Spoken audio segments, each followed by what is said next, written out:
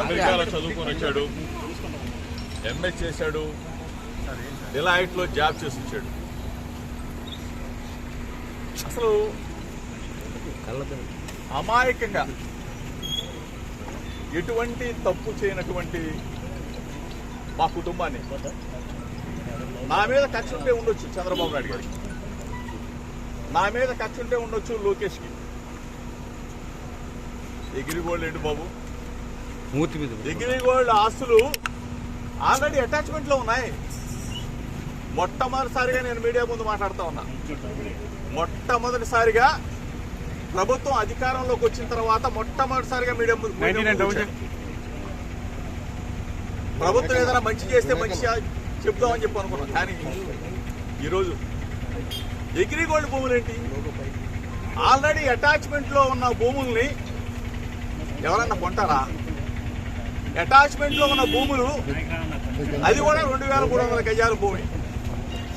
ఆ 2300 గజాల భూమిని ఈనాడు పేపర్లో పబ్లిష్ చేసిన తర్వాత మా బాబాయ్ గారు, నా కుమారుడు ఏ విధంగా అయితే మనం కొనుగోలు చేస్తామో అట్లానే కొనుగోలు చేసి రిజిస్ట్రేషన్ చేసుకున్న తర్వాత అది మళ్ళా వేరే వాళ్ళకి అమ్మటం జరిగింది. అంటే ఏ విధంగా అయితే మనం భూమి కొని అమ్ముతామో అట్లానే అది వాళ్ళు మా దగ్గర నుంచి కొనేటప్పుడు కూడా ఈనాడు పేపర్లోనే పబ్లిష్ చేయించుకొని సర్వే చేయించుకొని అధికారులు ఇచ్చిన రిపోర్ట్ ఆధారంగా సబ్ రిజిస్ట్రార్ గారు రిజిస్ట్రేషన్ చేసి వాళ్ళకి అప్పచెప్తే ఎంతకన్నా దుర్మార్గం ఎక్కడన్నా ఉంటుందో చంద్రబాబు నాయుడు గారు. దయచేసి నేను మిమ్మల్ని అడుగుతా ఉన్నా, నా మీద కక్ష ఉంటే నా మీద తీర్చుకోండి. అంటే అభం శుభం తెలియని నా కుమారుడి మీద అమెరికాలో చదివి వచ్చాడు, ఎంఏ చేశాడు, డిలాయిట్లో జాబ్ చేస్తున్నా నా కుమారుడి మీద మీరు తీర్చుకునే కార్యక్రమం చేయటం న్యాయమేనా, మీకు ధర్మమేనా అని అడుగుతా ఉన్నా. దయచేసి ఆలోచన చేసుకుని అడుగుతా ఉన్నా. ప్రభుత్వాలు వస్తూ ఉంటాయి, పోతా ఉంటాయి. మీరు అధికారంలో ఉన్నారు, దయచేసి ఒకసారి ఆలోచన చేసుకోండి. మేము అధికారంలో ఉన్నప్పుడు మీ మీదకి దాడికి రాలా. దయచేసి మీరు ఆ మైండ్లో కానీ ఆ ఆలోచన కానీ ఉంటే తీసేసుకోండి.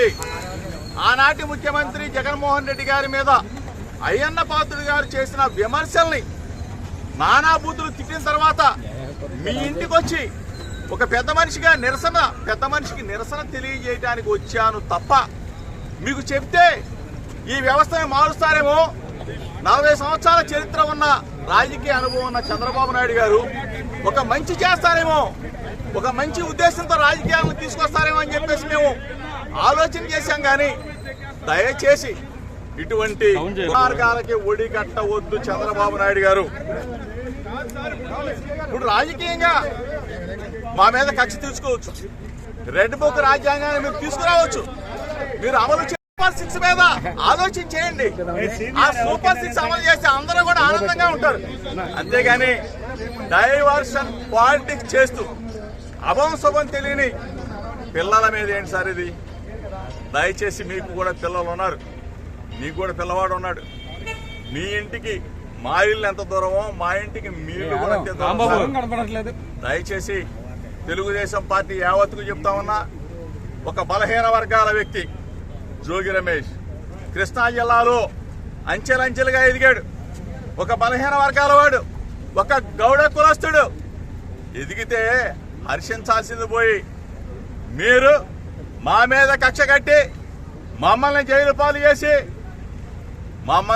పాలు చేస్తే మీరు ఆనందం పొందుతారు. ఏంటి దుర్మార్గం? నిజంగా తప్పు చేసుంటే, నిజంగా మా కుమారుడు తప్పు చేసుంటే శిక్షించిన అదొక అందం. కానీ ఏమీ తెలియకుండా ఈ విధంగా చేయటం ధర్మం కాదు, మీకు న్యాయం కాదు. ప్రజలు చూస్తా ఉన్నారు. ప్రజాస్వామ్యవాదులారా ఒక్కసారి ఆలోచన చేసుకోండి. నేను వస్తా విజయవాడ నడిబొట్లో ఎక్కడైనా సరే రమ్మని చెప్పి అడుగుతా ఉన్నా. ఆంధ్రజ్యోతి రాధాకృష్ణ గారు ఎన్నిసార్లు రాస్తారండి? ఎన్ని మీరు కథలు రాస్తారండి? జోగి రమేష్ మీద ఎన్ని కథలు రాస్తారండి? ఎన్ని వ్యాసాలు రాస్తారు సార్? ఈనాడు రామోజీరావు గారు లేరు పాపం, అయినా కానీ ఈనాడు పత్రిక పుంకాలుగా రాస్తాం జోగి రమేష్ మీద. నిన్న ఎవడొక వచ్చింది సెంట్రల్ బ్యాంకులో అంట నేను హవా నడుపుతా ఉన్నానంట. సెంట్రల్ బ్యాంకులో అంట జోగి రమేష్ అంట ఎంఆర్ఓలను మారుస్తున్నాడంట. జోగి రమేష్ అంట సిఐలు మారుస్తా ఉన్నాడంట. జోగి రమేష్ అంట బూడిద మీద పెద్ద. అసలు ప్రభుత్వం మీదా మాదా? ప్రభుత్వం ఉన్నప్పుడే అటువైపు